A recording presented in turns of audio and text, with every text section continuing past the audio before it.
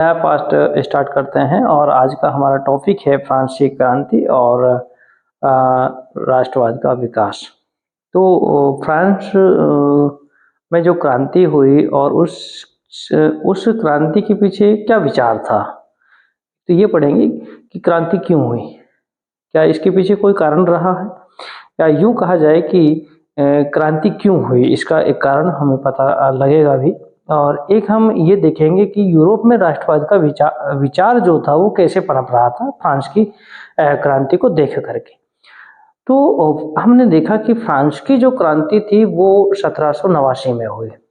धीरे धीरे फ्रांस में भी परिवर्तन आते गए। फ्रांस में देखा कि हमने एक बार प्रजातंत्र आया, फिर उसके बाद में पुनः राजतंत्र की स्थापना हुई। तो लोगों ने राजतंत्र को क्यों अपनाया ये क्वेश्चन बनता है ना, कि पहले हमने राजतंत्र को समाप्त करके प्रजातंत्र स्थापित किया, फिर उसके बाद में प्रजातंत्र को समाप्त करके राजतंत्र को पुनः स्थापित किया। फिर इसके बाद में हम देख रहे हैं कि जो यूरोप के अन्य जो कंट्रीज हैं उनमें किस तरीके से राष्ट्रवाद का विकास हुआ है और वहाँ के लोगों में जो राजनीतिक चेतना आई है उसका कारण क्या है। तो इसके बारे में आज हम थोड़ा सा अध्ययन करेंगे। 10वीं क्लास का बड़ा इंटरेस्टिंग टॉपिक है ये, और ये विश्व इतिहास का बहुत अच्छा लेसन है। फ्रांस की क्रांति बहुत महत्वपूर्ण स्थान रखती है अपना, और यहीं से ही वैचारिकों का जो राजनीति के प्रति जो विचारधारा पनपी है, या यूँ कहा जाए कि जो स्वतंत्रता, समानता और बंधुत्व की जो विचारधारा आई है वो वहीं से ही आई है। तो आइए देखते हैं कि फ्रांस की जो क्रांति है उसके पीछे राष्ट्रवाद का क्या विचार रहा है। देखिए, आपको पता है क्रांति, जो फ्रांस की क्रांति हुई है 1789 में हुई है। पहले तो आप ये समझ लें कि जो क्रांति है उसका शाब्दिक अर्थ क्या होता है या इसका मीनिंग्स क्या होता है। तो देखिए, क्रांति का जो मतलब होता है वो होता है कि जैसे मान लेते हैं कोई व्यवस्था चल रही है ना, पुरानी कोई व्यवस्था चल रही है, उसको बदल करके कोई नई व्यवस्था लाई जाए। जैसे मान लेते हैं आपने देखा पहले यहाँ पर राजतंत्र चल रहा था और अब इसके स्थान पर क्या हो गया, प्रजातंत्र हो गया ना। कैसे हुआ? पूरी की पूरी व्यवस्था, अभी सत्ता किसके पास थी? राजा के पास थी। सत्ता कितने लोगों के पास थी? एक के पास थी।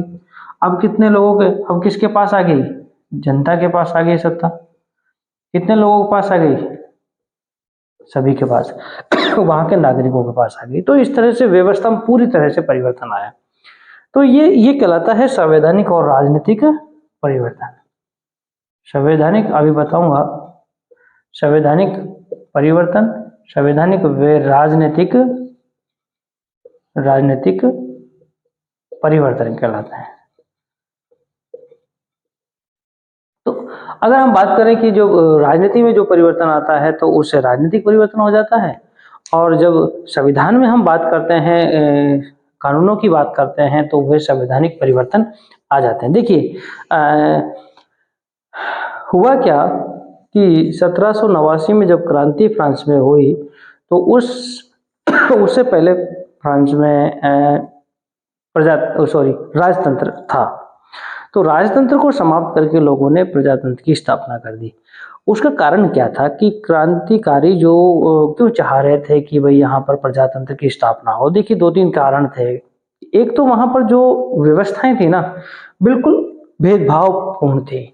यहाँ पर 3 प्रकार के एस्टेट थे। 3 प्रकार के थे एस्टेट, जिसमें क्या था कि पहले प्रकार के एस्टेट में जो प्रथम एस्टेट कहलाता था, प्रथम एस्टेट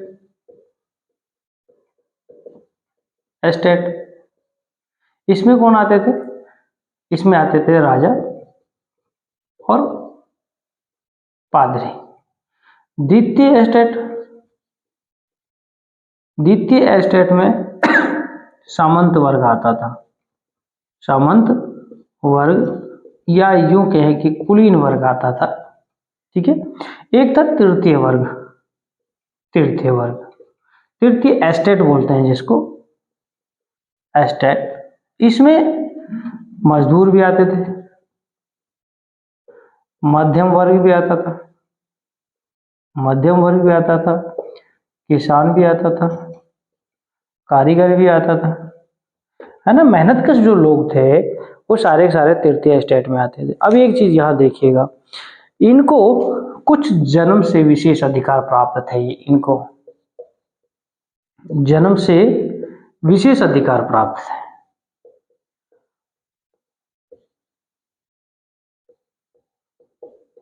इनको बेचारों को प्राप्त नहीं थे। अगर मान लेते हैं जैसे राजा सेना रखनी होती है, तो सेना के लिए क्या करना पड़ता है, हमें खर्च करना पड़ता है, सेना के लिए पैसा देना पड़ता है, उसके लिए हमें जो भी साधन से वो भी जुटाने पड़ते हैं, उनको तनख्वाह भी देनी पड़ती है, और भी बहुत सारे खर्चे हो जाते हैं, और प्रशासन के ऊपर भी जो खर्चा होता है। तो ये जो पैसा है ना, कहाँ से आए? क्या राजा तो फैक्ट्री खोल नहीं रखी, वही पैसा इनको देते रहो, ऐसा तो नहीं है।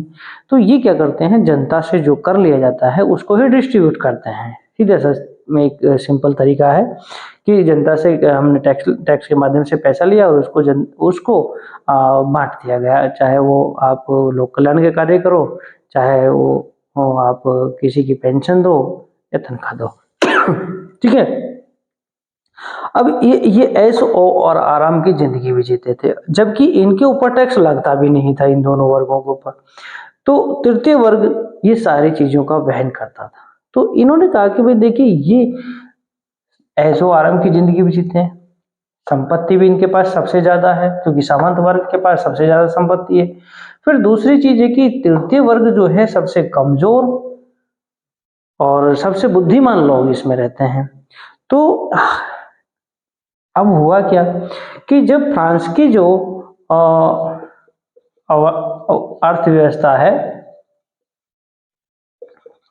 अर्थव्यवस्था जब कमजोर हुई, तो इन्होंने टैक्स की बात की। तो यहाँ पर जैसे आपने रोबेस्पियर का नाम भी सुना होगा। रोबेस्पियर जैसे जो व्यक्ति थे, वो राजा को सलाह देने वाले थे। तो इन्होंने कहा कि भाई देखिए राजा साहब, आप है ना सब पे कर लगाना शुरू कर दीजिए, सब पे कर लगाइए। लेकिन इसकी बात को सुना नहीं। इन्होंने कहा कि भाई एक काम करते हैं, एक मीटिंग बुला लेते हैं। तो इसको बोलते हैं जनरल एस्टेट। जनरल एस्टेट में जो फैसला लिया जाता था वो ही सर्वे सर्वा होता था, उसी के आधार पर कर लगाए जा सकते थे। अब हुआ क्या कि जब 1789 के अंदर यहाँ पर जब यहाँ पर मीटिंग हुई 200 साल बाद, उससे पहले नहीं हुई थी, लगभग 1500 के आसपास में मीटिंग हुई थी, मतलब 1589 के आसपास, 200 साल की बात है। 200 साल में दोबारा जब मीटिंग हुई तो इन्होंने विरोध कर दिया, तृतीय वर्ग के लोगों ने। इन्होंने कहा देखिए कि भाई संख्या में हम लोग ज्यादा हैं और संख्या में ये जो ऊपर के लोग हैं ना ये कम है, तो इसमें पहला, दूसरा, तीसरा जो एस्टेट है उसमें से समान प्रतिनिधि ना होकर के जनसंख्या के प्रतिनिधित्व के हिसाब से वोटिंग कराई जाए।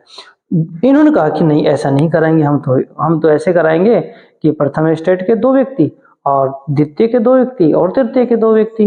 तो इन्होंने इस चीज का विरोध किया और इन्होंने विरोध करते हुए कहा कि हम इस एस्टेट को स्वीकार नहीं करते हैं, और इन्होंने कहा कि इसके स्थान पर हम एक नई व्यवस्था स्थापित करते हैं, नेशनल असेंबली।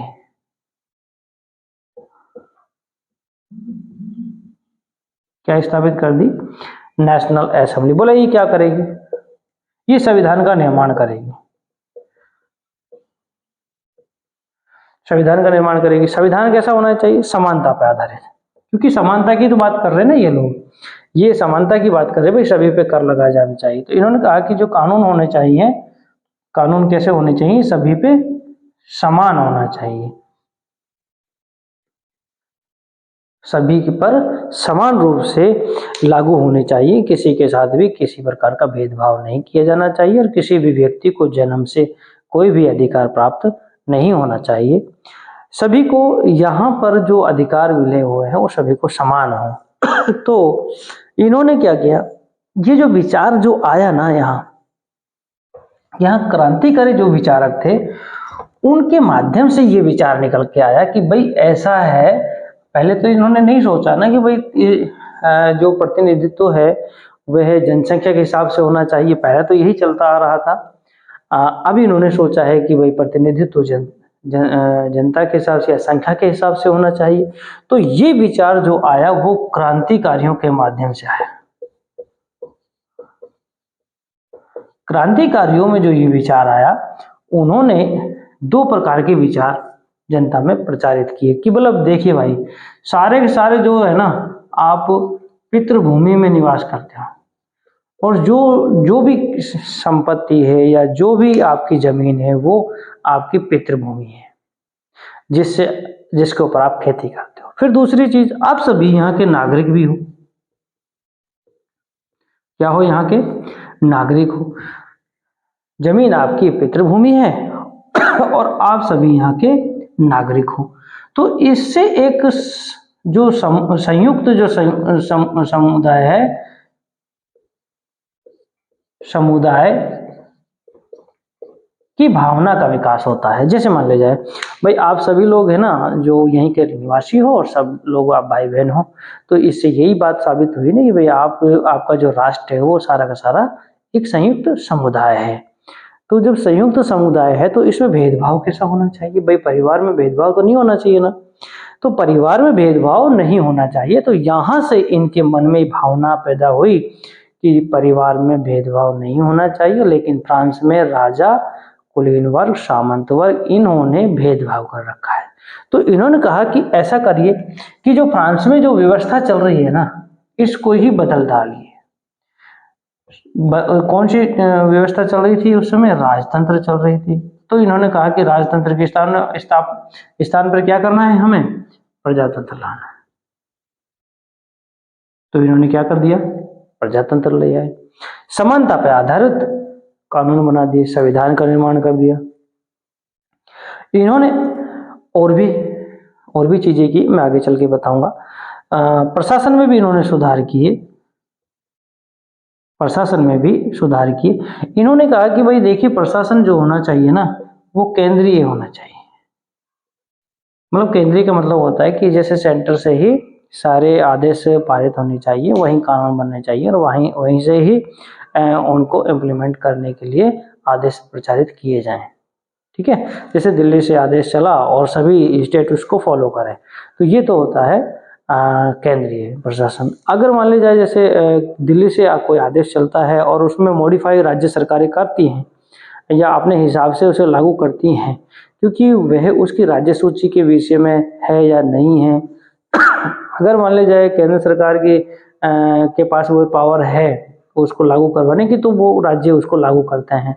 अगर केंद्र सरकार के पास उस विषय को या फिर उस कानून को लागू करवाने की शक्ति नहीं है, तो वो जो राज्य हैं जिनमें आप आदेश दे रहे हो तो उनको मानने के लिए वो बाध्य नहीं होते हैं। तो इस तरीके से देखिए, अब केंद्रीय जो प्रशासन होता है उसके आदेश जो होते हैं वो केंद्र से शुरू होते हैं और सभी जगह समान रूप से लागू होते हैं। तो इन्होंने कहा कि भाई देखिए कि अगर आपको राष्ट्रवाद का विकास करना है तो सभी को एक जैसी व्यवस्था लागू करनी पड़ेगी, एक जैसा आपको कानून बनाना पड़ेगा, एक जैसी व्यवस्थाएं वहां होनी चाहिए। फिर इन्होंने कहा कि देखिए एक चीज और करना पड़ेगा आपको, व्यापार है ना, व्यापार आपको निःशुल्क करना पड़ेगा। ठीक है, शुल्क रहित करना पड़ेगा। फिर उसके बाद में आपको माप तोल पद्धति का विकास करना पड़ेगा और जो सभी जगह समान हो, सभी जगह क्या हो? समान, ये भी होना चाहिए।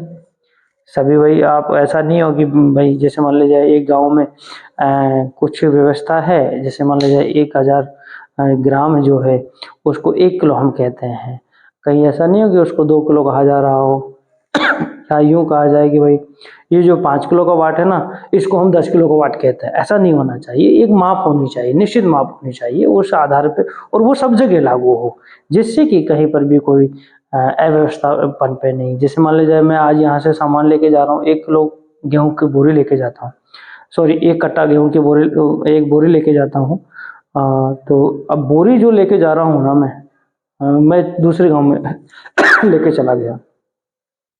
तो वहाँ वहाँ कहने लगे भाई जो बोरी का जो वजन है ना वो 100 किलो नहीं होता। बोला वहाँ तो 50 किलो ही माना जाता है। बोला भाई ऐसे कैसे हो गया, हमारे तो वहाँ 100 किलो माना जाता है, तुम्हारे यहाँ 50 किलो कैसे माना जाएगा। बोला साहब हमारे देश में तो यही व्यवस्था है, तो हम तो यही मानेंगे। तो इन्होंने कहा कि भाई माप को भी क्या करना है, हमें एक जैसी पद्धति लानी है। फिर उन्होंने कहा जब आप वहां जाओगे माप तोल करोगे तो आपकी भाषा भी क्या होनी चाहिए, भाषा भी समान होनी चाहिए। भाषा समान होने के लिए क्या करना पड़ेगा, आपको जो क्षेत्रीय छोटी छोटी जो भाषाएं हैं उनको छोड़ना पड़ेगा और एक राष्ट्रीय भाषा का विकास करना पड़ेगा। तो राष्ट्रीय भाषा कौन सी थी, फ्रेंच थी। तो फ्रेंच को राष्ट्रीय भाषा का दर्जा दिया गया। तो इस तरीके से इन्होंने क्या किया, राष्ट्रवाद जिससे सामूहिकता का भाव लोगों के मन में पैदा हो, जैसे मिलजुल करके रहने के विचार लोगों के मन में पैदा हो। तो इस तरीके से क्रांतिकारियों ने ये विचार वहां उत्पन्न किए। अब एक चीज और देखिए, यहाँ पर राष्ट्रवादियों का जो क्रांतिकारी जो थे ना, उन्होंने कहा कि भाई हमने तो यहाँ अपनी अच्छी व्यवस्था कर ली है और हमारा जो दायित्व है ना, फ्रांस का जो दायित्व है वो पूरे यूरोप में एक जैसी व्यवस्था लागू करने का है। वहां पर जो निरंकुश शासन है, निरंकुश अभी हमारे नहीं है बोला, ये सब जगह निरंकुश शासन है और निरंकुश शासन को समाप्त करना हमारा लक्ष्य है और ये हमारा सौभाग्य भी है कि हमें ये लक्ष्य प्राप्त करने में या यूं कहा जाए कि हमें ये सौभाग्य मिला है कि सबसे पहले हम राष्ट्रवादी विचार लेकर आए हैं, क्रांति लेके आए हैं, या फिर हम प्रजातंत्र को लेके आए हैं और हम पूरे विश्व में इसको फैलाएंगे। मतलब यूरोप में हम जो राष्ट्रवादी विचार है उनको लेके जाएंगे। तो हमारा सौभाग्य है ये, ठीक है ना। तो अब ये क्या कर रहे हैं, फ्रांस वाले जो हैं इस बात को लेके चल रहे हैं कि हमारा सौभाग्य है और हमारा लक्ष्य भी है। तो इन्होंने क्या किया, जैसे जर्मनी है, इटली है, स्विट्जरलैंड है, आपके और पुर्तगाल है, डच है, ये जो क्षेत्र थे ना, इनमें इन्होंने प्रचारित कर दिया कि भाई हम आपके यहाँ पर जो शासन चल रहा है वो गलत चल रहा है, हम इसे समाप्त करने में आपका सहयोग करेंगे। तो वहाँ के जो लोग थे ना बड़े उत्साहित हुए और बोला भाई साहब अब तो ये होगा कि हमारे यहाँ भी प्रजातंत्र आएगा, अब हम भी आज़ाद हो जाएंगे ना। तो इस तरीके से विचार लोगों के मन में आए। जब इस तरह से लोगों के मन में विचार आए तो उन्होंने अपने वहाँ राजनीतिक जो संस्थाओं का गठन कर लिया। जो राजनीतिक जो संस्थाएं थी उनका नाम था जैकोबियन क्लब, जैकोबियन क्लब। ये जो भी फिलोसफर्स थे या दार्शनिक थे या फिर यूं कहें कि राजनीतिक विचारक थे या युवा थे, उन्होंने राजनीति में जो परिवर्तन लाने के लिए जो संगठनों की स्थापना की थी उन्हें जैकोबियन क्लब कहा जाता है। अब देखिए इन क्षेत्रों में भी इन्होंने प्रजातंत्र लाने के लिए प्रयास किया। अब एक चीज यहाँ पर एक घटना होती है फ्रांस में ही। एक क्रांतिकारी था जिसका नाम था नेपोलियन। नेपोलियन ने क्या किया, फ्रांस में जो वर्तमान शासन व्यवस्था चल रही थी जिसको हम प्रजातंत्र कहते हैं, इसको इन्होंने हटा करके वापस राजतंत्र स्थापित कर दिया। क्या कर दिया, राजतंत्र स्थापित कर दिया। इन्होंने कहा कि जो प्रजातंत्र है ना वो ठीक नहीं है शासन व्यवस्था। मतलब अगर आपको विकास करना है, अगर आपको राष्ट्रीय एकता की भावना पैदा करनी है, यदि आपको अपने राष्ट्र को आगे लेके जाना है, यदि अपने आप को सर्वश्रेष्ठ घोषित करना है या अन्य लोगों से आप अपने आप को ऊंचा करना है, तो आपको क्या करना पड़ेगा, राजतंत्र को स्थापित करना ही पड़ेगा या राजतंत्र लाना ही पड़ेगा। तो नेपोलियन जो था ना ये अधिनायकवादी हो गया था, अधिनायक तंत्रवादी हो गया था। अधिनायक मतलब सर्वे सर्वा हो गया था, राजा जैसी भूमिका इसकी हो गई थी, सभी संस्थाओं पर इसका अधिकार हो गया था। तो इन्होंने कहा बोला जो मैं कहूँगा ना अब वो होगा। अब लोग इसके पीछे भाई साहब पागल हो गए कि ये तो बहुत अच्छा आदमी आया है और इस तो फ्रांस को तो सोने की चिड़िया बना दे, भारत जैसे सोने की चिड़िया दी है ना। तो लोगों के मन में आया कि भाई सोने की चिड़िया बन जाएंगे तो हमारे पास भी सोना ही सोना हो जाएगा, हमारे लोगों के पास भी जैसे सोना ही सोना था, है ना, था, आप लोगों के पास भी होगा शायद, मुझे लग रहा है सोना ही सोना। तो फ्रांस के लोगों ने सोचा कि भाई नेपोलियन तो बहुत अच्छा है, तो इन्होंने क्या किया, जो यूरोप था उसको जीतने के लिए एक प्लान बना लिया। यूरोप पर विजय का एक रोड मैप तैयार कर लिया कि भाई पूरे यूरोप को हम जीतेंगे। अब वो सौभाग्य और भाग्य की बात तो, सौभाग्य और लक्ष्य की बात तो चल ही रही थी। तो इन्होंने क्या किया, अपनी सेना जो थी पूरे यूरोप में भेजना प्रारंभ कर दी, चाहे वो स्विट्जरलैंड हो, इंग्लैंड सॉरी आपके जो इटली हो, जर्मनी हो, और भी छोटे छोटे जैसे राज्य थे जिसके स्विट्जरलैंड, बेल्जियम, हॉलैंड आदि जो इलाके थे उनमें इन्होंने भेजना प्रारंभ कर दिया। तो यहाँ पर इन सेना का स्वागत किया गया। भाई इनको लगा कि ये तो बहुत अच्छा है, हमारे लिए तो वरदान साबित हो रहा है, अब तो ये हमें आज़ाद करा के ही छोड़ेंगे, हमारे लिए तो पता नहीं सोने की चिड़िया और लेके आएंगे वहां से, है ना। तो इस तरह की ये जो बातें उनके मन में भावना आई, तो लोगों को इन्होंने क्या किया, एकजुट किया। यहाँ देखिए एकजुटता का भाव पैदा हो रहा है लोगों में कि भाई जो शासन व्यवस्था जो चल रही है ना वो ठीक नहीं है, वो निरंकुश शासन व्यवस्था है, अब इससे हमें छुटकारा दिलाने के लिए ये लोग यहाँ आए हैं। तो इनको इन लोगों का बड़ा स्वागत हुआ वहां पर। अब बीच में क्या हुआ, इन्होंने नेपोलियन ने 1804 में एक संहिता जारी कर दी, मतलब कानूनों की एक श्रृंखला जारी कर दी, एक किताब जारी कर दी, जिसको हम नागरिक संहिता नाम से भी हम जानते हैं। बाद में इसको नेपोलियन संहिता भी कहा जाने लगा था। इन्होंने कहा देखिए भाई जो जन्म से प्राप्त अधिकार है ना वो सारे समाप्त कर दो, जन्म से प्राप्त विशेष अधिकार समाप्त कर दो, ठीक है, ये समाप्त कर दिया। इसके बाद में क्या हुआ, सभी जब विशेष अधिकार समाप्त हो जाएंगे तो विशेष अधिकार मतलब किसी को ज्यादा अधिकार किसी को कम अधिकार, तो इनके सबके जो ज्यादा अधिकार वाले हैं उनसे कहा भाई तुम्हारे ज्यादा अधिकार नहीं हो सकते तो तुमको इसके बराबर ही रखेंगे, तो समानता का हो गया ना, समानता का विचार लाया गया, भेदभाव रहित विचार लाया गया। अब कोई ऊंचा नीचा नहीं होगा, सभी समान होंगे। फिर देखा इन्होंने देखा कि भाई किसानों की भी दुर्दशा है, यहाँ पर तो किसानों के साथ भी भेदभाव हो रहा है। किसानों को क्या बनाया जा रहा है, भूदास बनाया जा रहा है, और क्या बनाया जा रहा है, जागीरदारी ली जा रही है उनसे, है ना, जागीरदारी मतलब शुल्क लिया जा रहा है उनको। तो बोला ये जो है ना ये इस व्यवस्था को भी क्या कर दो, समाप्त कर दो। फिर बोला क्या करना है और क्या करना है, बोला आपने देखा होगा जो शहर है ना उसमें श्रेणी संघ बने हुए हैं, श्रेणी संघ बने हुए हैं जो मजदूर वर्ग है उनसे शुल्क लिया करते थे। तो बोला इसको भी समाप्त कर दो मजदूरों से, अब मजदूरों के ऊपर जो नियंत्रण है वो श्रेणी संघ का नहीं होगा। फिर इन्होंने कहा कि भाई अब देखिए मैंने पहले भी उसमें लिखा है, तो माप तोल की एक पद्धति लेके आया, माप तोल का जो समान पद्धति वो लेके आए। फिर इसके अलावा और क्या लेके आए, इन्होंने कहा कि भाई देखिए जब माप तोल की पद्धति लिया है तो भाई व्यापार भी कैसा होना चाहिए, शुल्क रहित होना चाहिए। व्यापार कैसा होना चाहिए, शुल्क रहित होना चाहिए,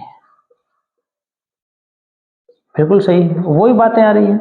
फिर उन्होंने कहा कि भाई वही राष्ट्रीय भाषा होनी चाहिए, राष्ट्रीय भाषा, क्षेत्रीय भाषाओं के स्थान पे क्या होने चाहिए, राष्ट्रीय भाषा होनी चाहिए, जो कौन सी होगी, फ्रेंच होगी, फ्रेंच की भाषा को लेके आए।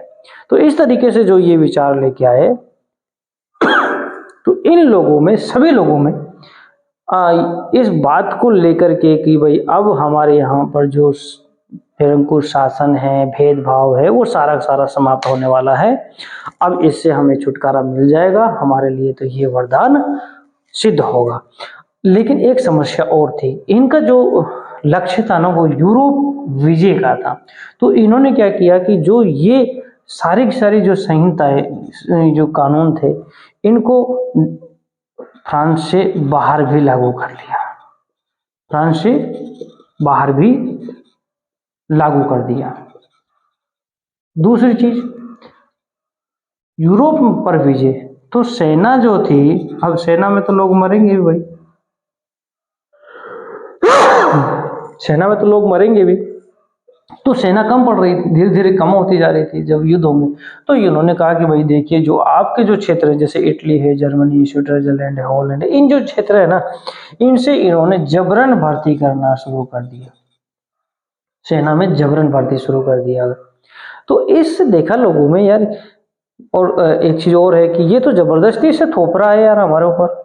पहले तो हमें बहुत अच्छा लग रहा था कि यार ये लोग तो बहुत अच्छे हैं, हमारा विकास करना चाहते हैं, हमारा उद्धार करना चाहते हैं, ये तो जबरदस्ती हमारे लोगों को सेना में भर्ती कर रहे हैं, जबरदस्ती हमारी हमारी संस्कृति के ऊपर अपनी संस्कृति थोप रहे हैं, हमारी भाषा के ऊपर अपनी भाषा थोप रहे हैं, तो ये तो ठीक नहीं है भाई। तो अब देखिए लोगों में पहले तो राजतंत्र के विरोध में इन्होंने विचार रखे।